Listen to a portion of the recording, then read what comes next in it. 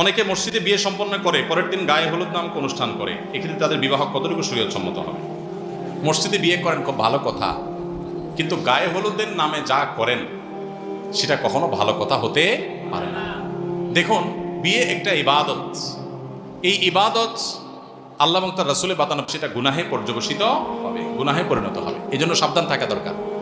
গায়ে হলুদ, এটা নিয়ে আমি একটু ঘাটাঘাটি করছিলাম অনলাইনে, কোত্থেকে আসছে, এটার উৎপত্তি কোত্থেকে, এত কিছু থাকতে, মরিচ, জিরা, আদা, দারচিনি, লবঙ্গ, এত কিছু থাকতে হলুদ মাখে কেন? এটা নিয়ে আমার কৌতূহল তৈরি হলো, এই হলুদে কি আছে? কেন মরিচ মাখতে পারে না যে বিয়ে উপলক্ষে একটু মরিচ মাখে আসলো? এটা করতে পারে না, হলুদ মাখে কেন? তো এটা নিয়ে ঘাটাঘাটি করে আমি দেখলাম, আপনারা গুগল করে দেখতে পারেন, নেটে সার্চ দিয়ে দেখতে পারেন, যে এটা টোটালি আসছে হিন্দুয়ানি বিশ্বাস থেকে। হিন্দু ধর্মের কিছু বিশ্বাস আছে।